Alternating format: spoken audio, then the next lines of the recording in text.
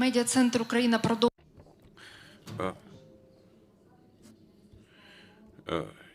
Ukraine Media Center continues its work. We are supported by the Ministry of Defense of Ukraine and Ministry of Internal Affairs of Ukraine. I'd like to thank Kyiv Total for accommodating us. And now we have spokesperson of the Ministry of Defense of Ukraine, Oleksandr Motuzyanyk, who will tell us about current situation on the front lines and combat areas. You're welcome, Oleksandr.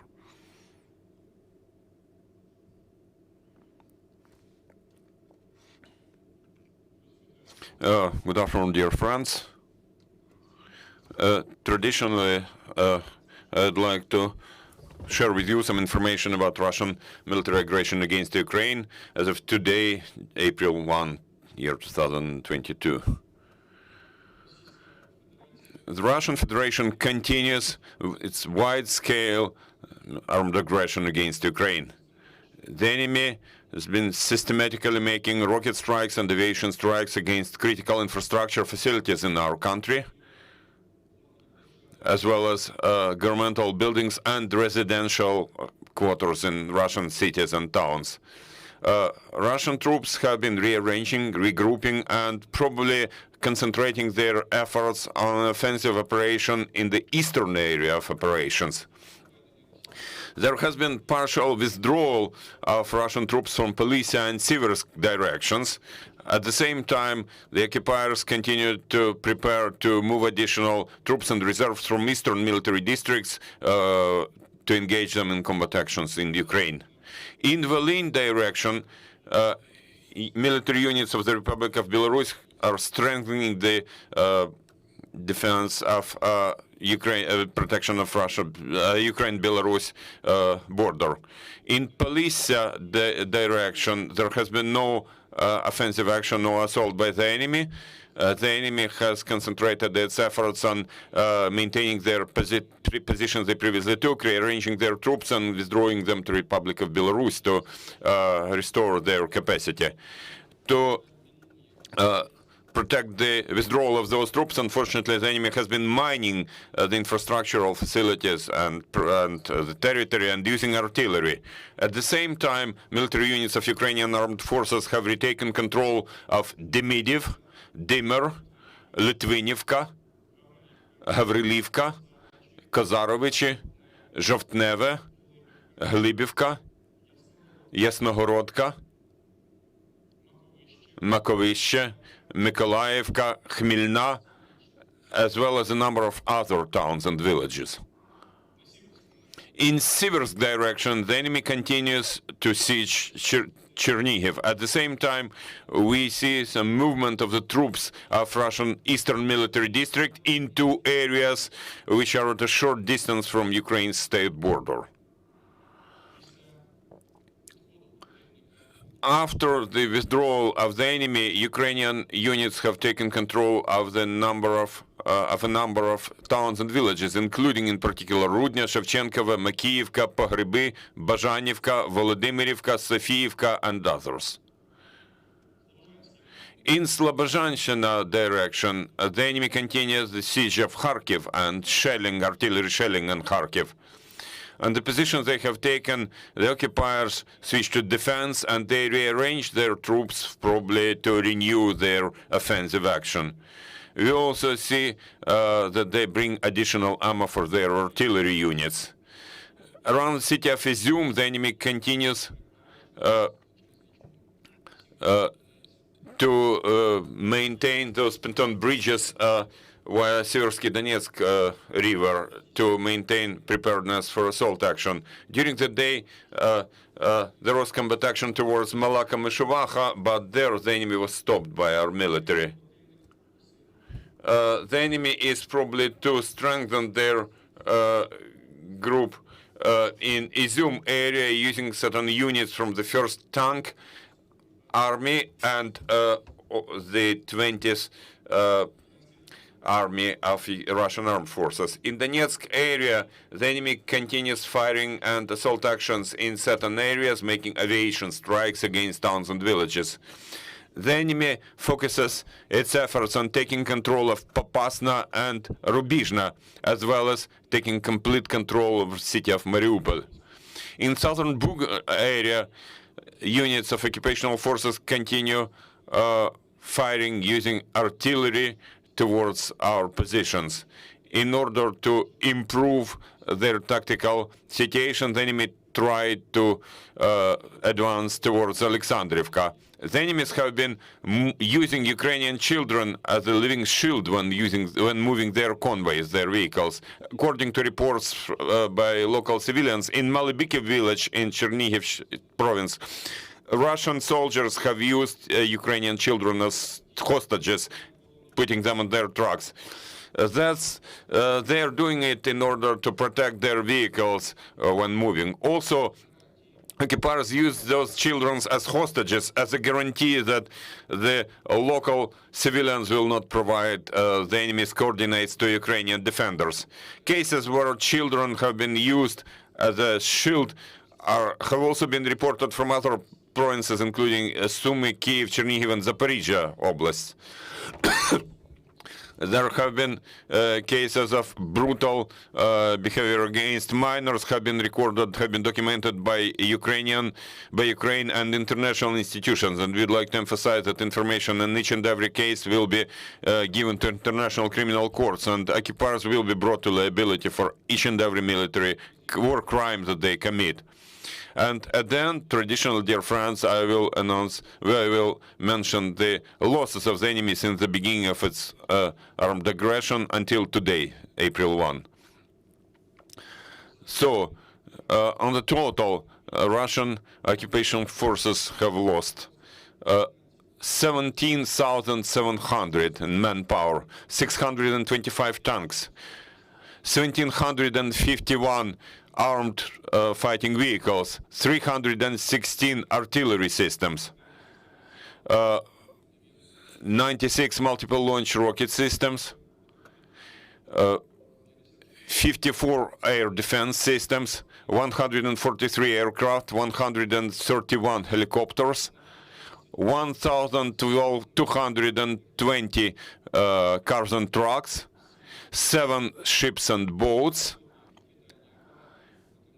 and 85 tactical level UAVs, as well as 24 special vehicles and 4 rocket launch systems, as well as 76 tanks with fuel and lubricants. Dear friends, that's all information at the moment. Thank you for attention. Glory to Ukraine. Glory to heroes. Thank you, Oleksandr, for this information. You're welcome to ask your questions. Please use the microphone and introduce yourself. Okay. Russia has accused Ukraine of launching airstrikes with helicopters against an oil storage facility in the region of Belgorod. Can you comment on that? Did Ukraine have anything to do with this attack on this oil storage facility in Russia?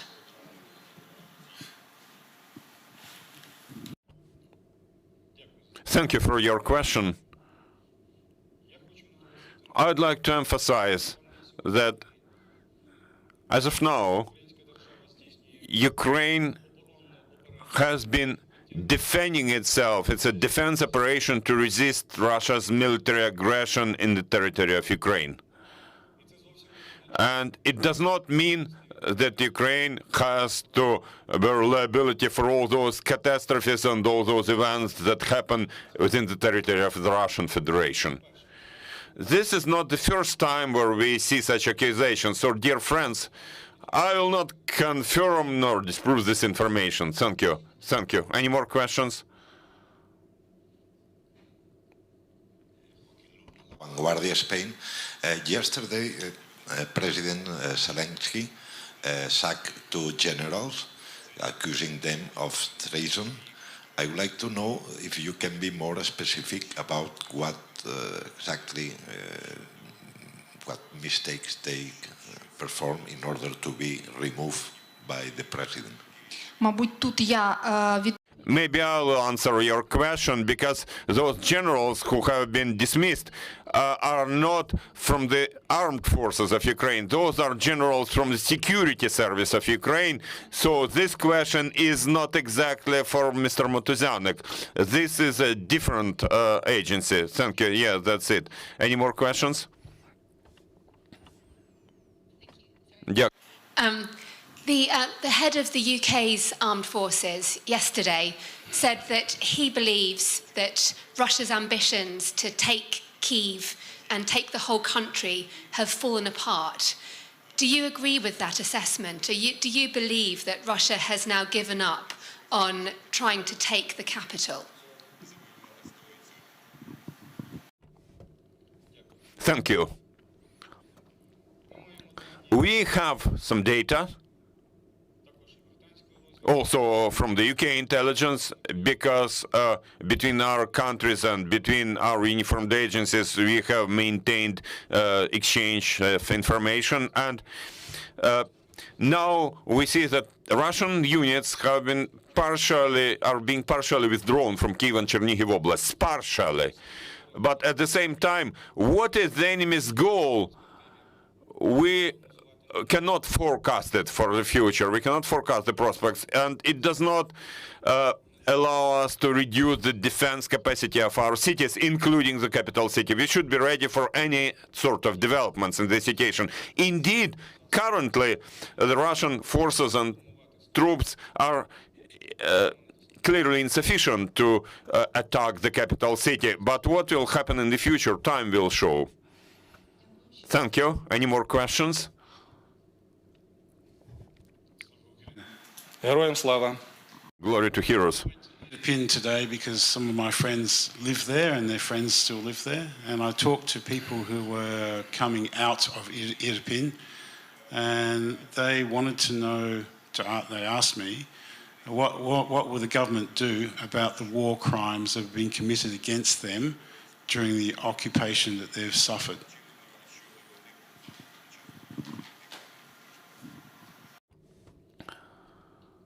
Thank you.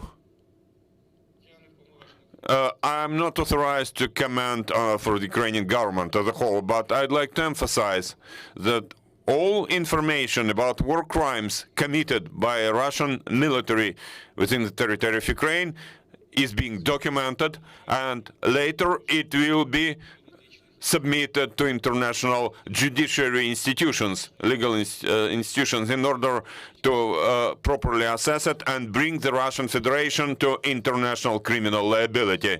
About the city of Irpin, currently elimination of the consequences continues there after Russian occupiers were thrown away from Irpin. Of course, Ukrainian military and other uniformed agencies in Irpin find a lot of mine traps, minefields. Infrastructure has been destroyed and so on. So at the moment, it's too early to return to the city of Irpin. Thank you. Sorry, there's no one else wanting to ask questions. I'll continue. I'm sorry to return to the oil storage facility attack in Russia, but obviously it's being reported very widely by the Russian side, and it's obviously being picked up by international media, these comments.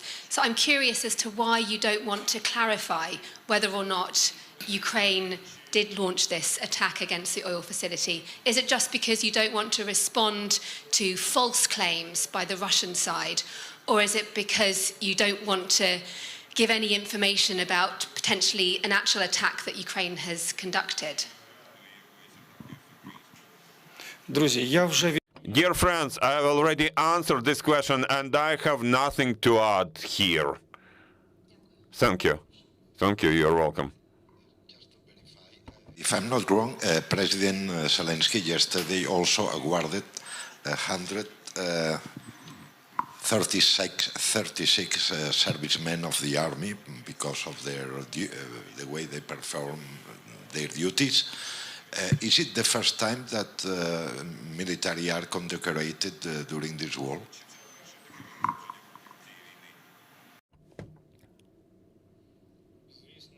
Of course, this is not the first case of such a wording.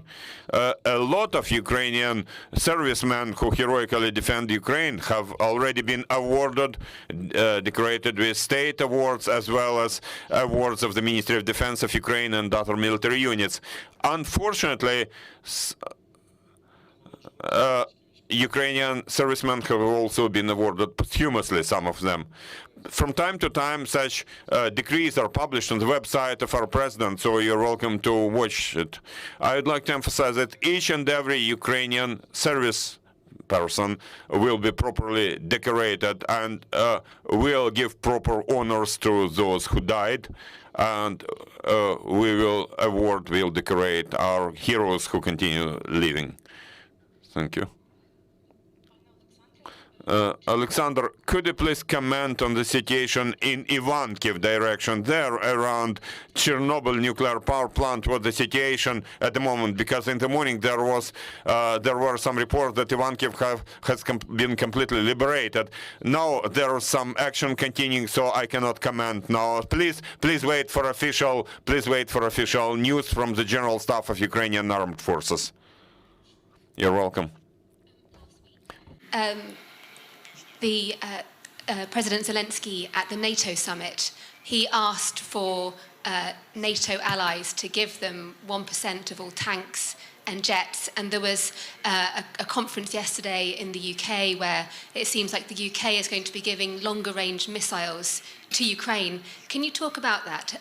Are you starting to receive tanks or any more lethal weapons from the allies? And can you talk about what more you need?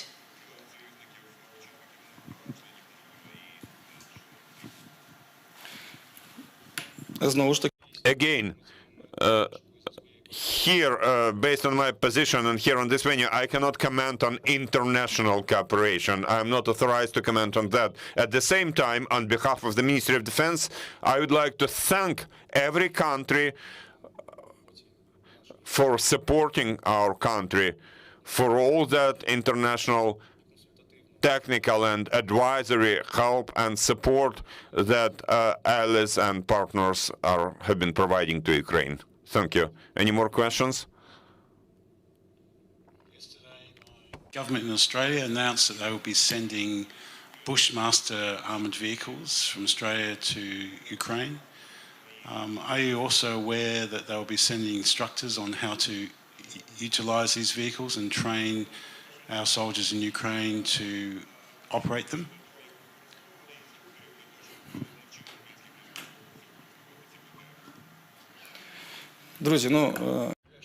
Dear friends, I'd like to repeat again, I do not comment on international technical cooperation.